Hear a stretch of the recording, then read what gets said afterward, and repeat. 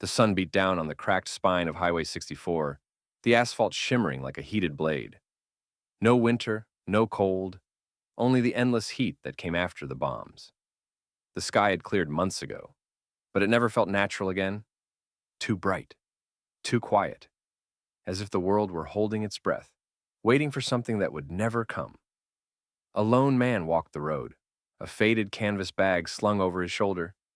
People who had seen him, few as they were now, called him Harlan Price, but others whispered a different name, the Collector. He paused at the rusted shell of an old sedan. Its doors blasted open, its roof collapsed like a crushed tin can. Birds no longer sat on metal. They knew better. But Harlan stepped forward without hesitation, crouching beside the melted tires. With gloved hands, he brushed away the dust and ash, revealing a small circular patch of metal half fused to the road. He pried gently until it came loose. A coin. A quarter, scorched and warped. Washington's face stretched by heat into something almost mournful. Harlan smiled, not out of joy, but out of the grim satisfaction of adding another piece to his growing archive. He slipped the coin into his bag with a soft clink. Inside that bag were hundreds of them. Pennies fused to each other like scales. Nickels blackened beyond recognition. Half-dollars melted into strange, rippling shapes. Every coin was a fragment of the world that no longer existed, a reminder of a time when people could buy things, laugh, argue, live. Harlan collected them, not for wealth, but for memory. He rose to his feet and continued along the highway, boots crunching through glass shards that glittered like fallen stars. The warm wind carried scents of scorched earth and overgrown prairie. Nature was trying to reclaim America, even if the soil still remembered fire. Ahead lay the skeletal remains of Santa Fe, or what was left of its outskirts. Buildings leaned like weary giants, their shadows long and broken. Signs lay face down in dust. Gas, motel, open 24 hours, lies now. Harlan walked into the ghost city with purpose. He knew exactly what he was searching for today. The old Federal Reserve Branch. Rumors said its vaults had survived the blast. Rumors said it held more than money. Rumors said a machine inside still worked, one that could identify untouched coins, sort them by year, mint, history. To most people, such a machine meant nothing. To Harlan, it meant truth. He turned a corner and froze.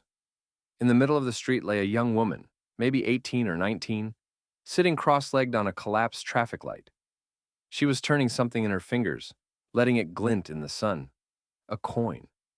No one touched coins anymore except him. She looked up as he approached, eyes sharp but calm. "You're the man who collects these, right?" she asked. He hesitated. "Depends who's asking." She flipped the coin toward him. He caught it mid-air. A perfect silver dollar, untouched, polished as if minted yesterday. "Where did you get this?" he demanded. "That's why I was waiting for you," she said. "There's more, a lot more. And they aren't burned like the others." Harlan felt the air tighten around him. Untouched coins meant one thing: shelters. Places that had survived the blasts. Places that still had power and people. Or worse, people who wanted to rewrite the world, one relic at a time. The girl hopped off the traffic light. "My name's Tessa. I know where the shelter is." Shelters always came with danger. Some held desperate survivors. Some held groups that believed the old world should never return. Some had leaders who thought they were chosen by fate simply because they lived through the fire. But Harlan's heart beat faster. If the coins inside a shelter had survived, then other things had survived too. Records, data, machines, history. He nodded slowly. "Show me." Tessa grinned. "Good. Because the people inside, they've been waiting for someone like you." Harlan tightened his grip on the bag of scorched metal. "Let's hope that's a good thing," he murmured. Because in this new America, no one waited for someone without a reason. And most reasons were dangerous. Tessa moved with the confidence of someone who had survived long enough to stop fearing shadows. She led Harlan out of the shattered city, away from the fallen radio towers and melted street signs, into the open wilds where warm winds combed through tall, dry grass. The land felt ancient, stripped of noise and ambition. Only the hum of insects and the distant cry of hawks remained. "How long have you been following me?" Harlan asked as they walked. Tessa shrugged. "Long enough to know you're not like the others. People hoard food, water, weapons. You collect the past." Harlan touched the strap of his canvas bag. "Coins carry stories. Stories help us remember who we were. Or who we shouldn't be again," she said lightly, but something in her voice hinted at a deeper meaning. By late afternoon, they approached the sandstone hills, their layered red cliffs rising like ancient fortresses. Nuclear fire had scorched much of the land, but these hills survived, stubborn and unchanged. Hidden at their base was an outcropping of rock so ordinary it barely deserved attention, until Tessa knelt and brushed away dust to reveal a metal hatch disguised beneath the stone. "This is it," she whispered. Harlan felt his pulse quicken. A shelter. A real one. Not the scavenged cellars he'd raided in the past. A government-made facility, sealed since the day sirens wailed across America. Tessa tapped on the hatch twice, paused, then tapped 3 more times. The metal vibrated faintly. Someone answered from below. A grinding noise filled the still air as gears unseen began to turn. Dust rose in swirls as the hidden door split open and slid aside, revealing a staircase that descended into dim, warm light. "You didn't tell me there were people already inside," Harlan muttered. "You didn't ask," Tessa replied. They descended into the earth, the hatch ceiling shut above them. The temperature dropped to a comfortable warmth, as if the shelter clung stubbornly to the climate the world had once enjoyed. At the bottom stood a man in a clean olive uniform, fabric preserved perfectly despite the world above being torn apart. His hair was streaked with gray, but his posture was rigid, his gaze sharp. "Welcome back, Tessa," he said. Then he turned his eyes to Harlan. "And welcome to Sanctuary 12. Harlan Price," he introduced himself carefully. "You run this place?" The man nodded. "Commander Russell Hale, United States Continuity Division?" Harlan blinked. "You're military?" "We're military," Hale corrected. "Now we are caretakers of what remains." They passed through a reinforced corridor into a chamber lit by intact fluorescent panels, humming with stable power. The room opened into a vast underground space. Rows of bunks, storage crates, hydroponic gardens fed by warm lamps, and along one wall, a door marked Archive. Tessa nudged him. "This is what you came for." Hale noticed the way Harlan stared at the archive room. "You collect coins, Mr. Price?" Harlan nodded, gripping his bag. "Good," Hale said. "Because we need someone who understands value, not monetary, but historical. Someone who sees beyond survival." "What exactly do you want from me?" Hale clasped his hands behind his back. Sanctuary 12 was part of a network designed to preserve America's identity. Documents, currency, maps, data, everything needed to rebuild when the worst was over. Tessa lowered her voice. But something went wrong. Hale nodded grimly. "The archives were sealed automatically on Impact Day. We haven't been able to access them since. We need someone who knows currency, someone who can interpret what comes out of those vaults." Harlan frowned. "And why me?" Hale's gaze sharpened. "Because the coins you carry tell a different story than ours. Our database predicted a limited strike, localized destruction. But the coins you found," he exhaled slowly, "they melt only at extreme temperatures, temperatures far beyond what was projected." Harlan felt a chill despite the warm air. "You're saying the war was worse than the shelters were told?" Hale nodded once. "Much worse." Silence spread between them like smoke. Tessa stepped closer to Harlan. "If the truth is in those archives, the commander wants you to help uncover it." "But there's something else," Hale admitted. "Something we didn't tell the others."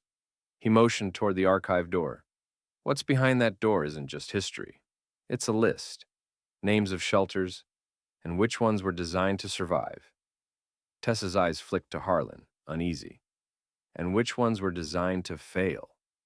Harlan felt the weight of his bag pull harder on his shoulder. He suddenly understood why they had been waiting for him. Because some truths weren't meant to be revived. Some truths could ignite a second war, one fought among survivors. The door to the archive towered before them, solid steel, untouched by the firestorms that had reshaped America.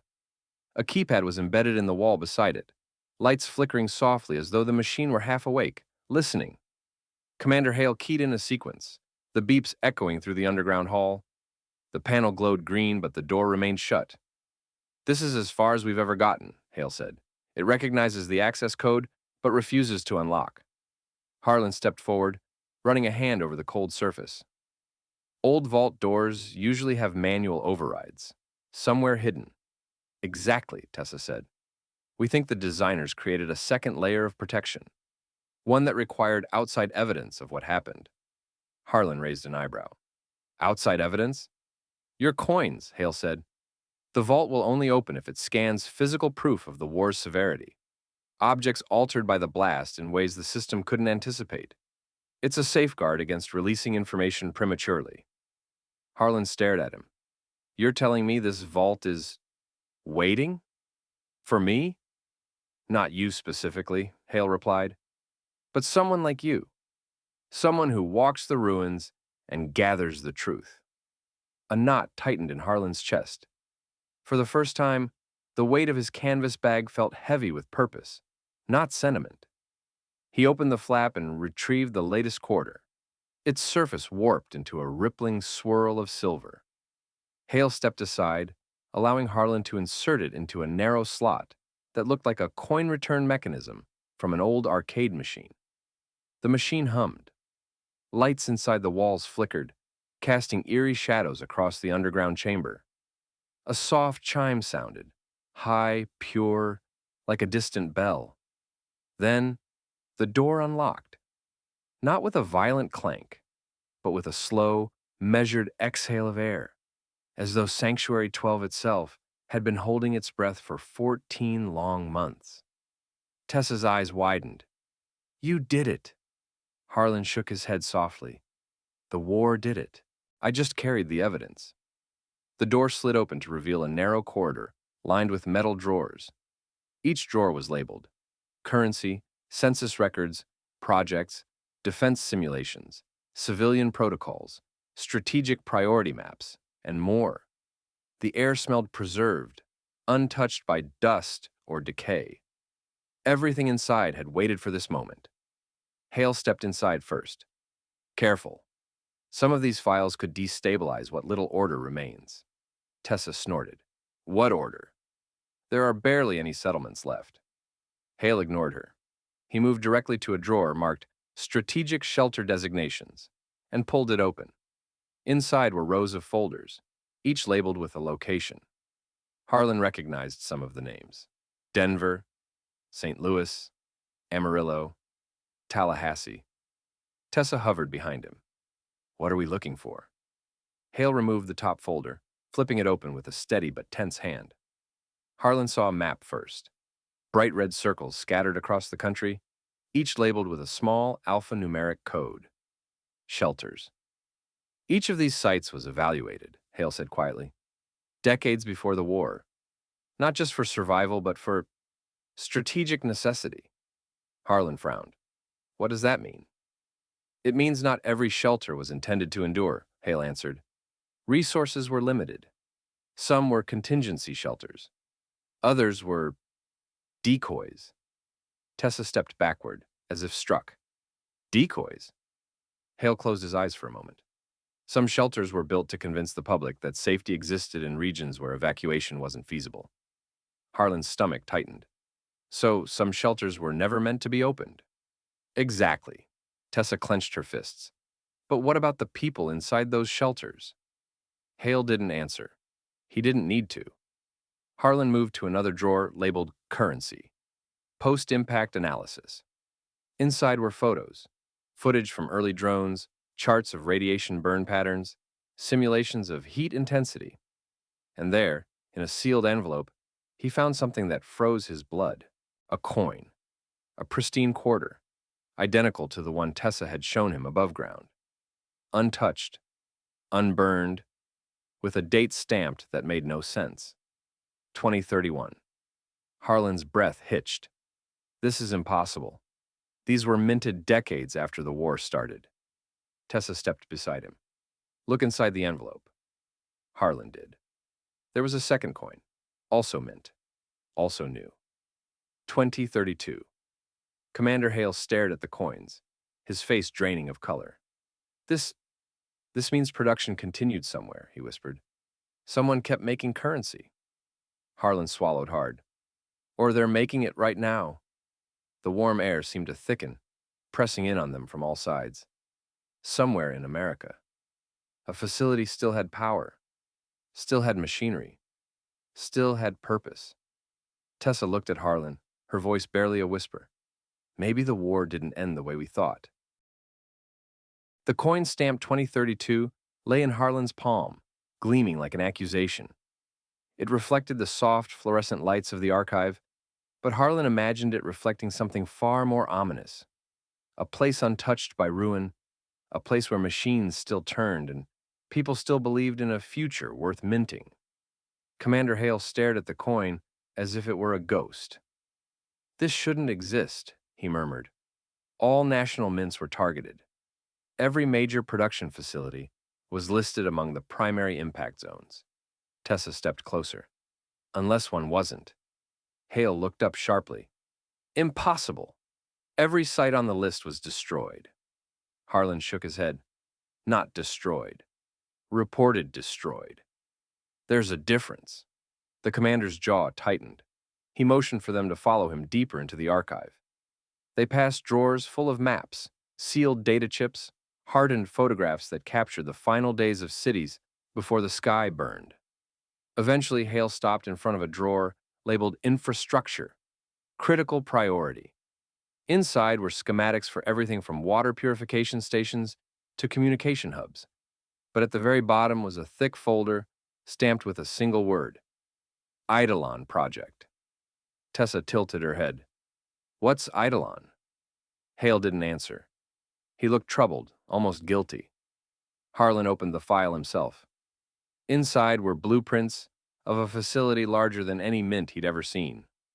Underground levels, reinforced walls, a power grid independent of any national network. And at the center, a production floor dedicated not only to coins, but to identity tokens, federal certifications, and government insignia. Tessa whispered, It's like a whole government in one building. Harlan scanned the notes. A continuity facility, a backup mint, a place to recreate the country if the real one fell. And it's still running, Tessa said. Hale exhaled slowly. This was above our clearance. I only heard rumors. Some in the government believed America would need symbols, currency, documentation, before it needed cities or roads. They thought if they controlled identity, they controlled the future. Harlan stared at the silver dollar she'd shown him earlier. Tessa, where exactly did you find your coin? In the hills west of here, she said. I thought it was part of some old stash until I saw it wasn't burned. Then I knew it came from somewhere protected. Or somewhere operational, Harlan added. The implications were terrifying. If someone still had the power to produce money, they had the power to decide who belonged to the new world and who didn't. Tessa took a nervous breath. So, what do we do?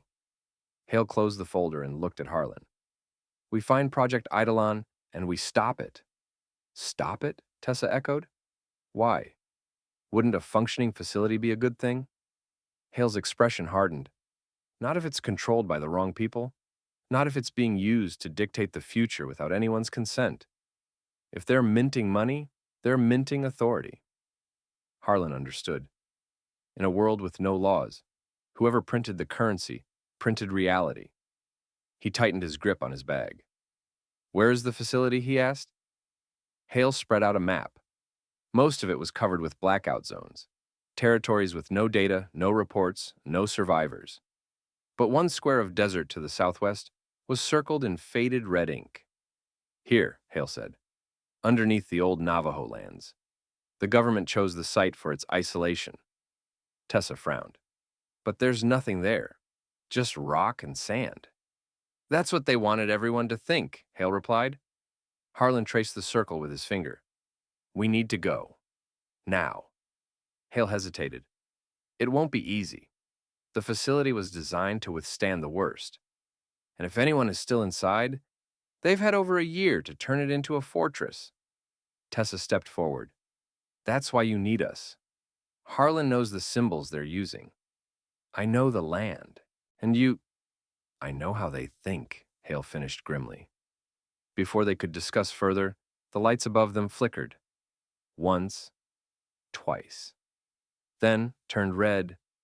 A siren pulsed through the shelter, soft but urgent. A voice crackled through the intercom, trembling with fear. Commander Hale, security breach on the east entrance. Tessa's eyes widened. Someone followed us? Hale shook his head. No. Someone's been watching us. Harlan felt the chill return. We opened the vault, he said quietly, and they knew it. The red lights deepened, bathing them in warning. Tessa grabbed Harlan's arm. Whoever's at Eidolon, they don't want witnesses. They don't want competition. Hale reached for his rifle. And if they're here now, it means we don't have much time. Harlan looked once more at the mint-perfect coin in his hand, gleaming like a promise and a threat. The future wasn't waiting to be rebuilt. Someone was already rebuilding it, and they were willing to kill to control it. The shelter shook as another impact thundered through the corridor above. Dust cascaded from the overhead supports, and the red lights pulsed faster, warning of trouble rushing toward them. Commander Hale led the way out of the archive room, rifle raised. Harlan and Tessa followed closely, their footsteps echoing through the metal halls of Sanctuary 12. What's coming? Tessa asked, her voice low but unsteady. Hale didn't slow. A strike team, the kind that doesn't knock twice. Project Eidolon must have tracked the vault's activation signal. Harlan clutched his canvas bag, the coins inside rattling like metallic nerves. They knew the vault was locked. They knew what it meant when it opened. Yes, Hale said. It meant someone had evidence. And they don't tolerate loose ends. As they reached the central hub of the shelter, the rest of the inhabitants, 24 survivors, stood in panic, clustering near the hydroponic gardens and supply racks. Hale signaled them to move toward the emergency exit tunnels. Go, now, he commanded. Evacuate to the West Ridge. Stay together. A blast rocked the far end of the tunnel. Concrete dust burst outward. The intruders were cutting through the sealed doors, layer by layer, professional, precise. Harlan's heart pounded. Commander, how long until they breach? Minutes, Hale replied. Maybe less. Tessa tugged Harlan's sleeve. We need to leave. We need to get to Eidolon before they erase everything. Hale nodded grimly. I'll hold them off long enough to give you two a chance. Once you escape, head southwest. Follow the old utility tunnels that run beneath the sandstone. They lead toward the desert and the facility. Harlan grabbed Hale's arm. You can't fight them alone. Hale managed a tight smile. I was trained for this world long before it fell apart. Go. Now. Another explosion shook the corridor. A steel door buckled inward. Hale! Tessa shouted. He pushed them toward the emergency hatch. A move! That's an order! They obeyed. Tessa yanked the hatch open, revealing a narrow tunnel that sloped sharply downward. Warm air flowed from below, carrying the scent of earth and minerals. Harlan took one last look at the commander. Hale saluted them. Then, the hatch slammed shut. Gunfire erupted almost immediately.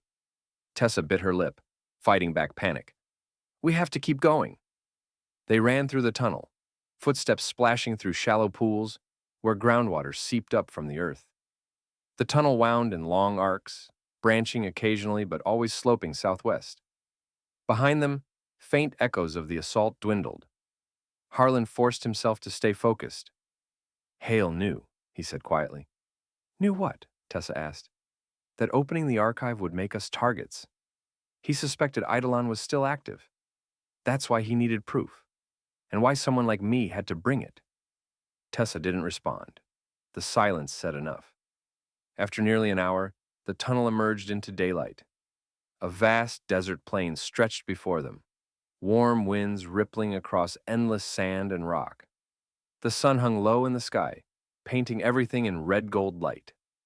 "Which way?" Harlan asked. Tessa pointed toward the distant hills. "There, beneath that ridge. Eidolon is underground. We just need to find the access point." They hiked across the desert, the warm air buzzing with insects, the horizon shimmering. No winter here, only relentless heat and the quiet breath of a wounded America trying to recover.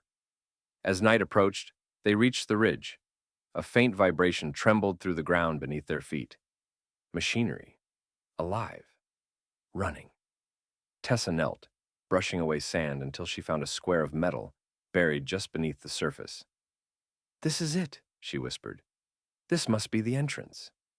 Harlan placed the mint-perfect 2032 coin into a small indentation. It was the same design as the vault slot back in Sanctuary 12. A soft chime sounded. The hatch split open. Warm air flowed upward, carrying the sterile scent of recycled oxygen and generator oil. Light spilled out from below, cold and artificial. Tessa swallowed. Whatever's down there, it survived the end of the world. Harlan stepped onto the ladder first. "Then it's time we asked them why." They descended into the depths. At the bottom lay a corridor far more advanced than anything in Hale's shelter. Clean, polished, humming with steady power. A single figure stood waiting for them. An older man dressed in a suit so pristine it seemed surreal in the post-war world. His hair was silver, his posture perfect. "Welcome," he said calmly. "I am Director Cameron Avery, custodian of Project Eidolon." Harlan and Tessa exchanged a tense glance. Avery smiled warmly, as if greeting old friends. "The war was tragic," he said, "but tragedy creates opportunity. We are rebuilding America, carefully, methodically.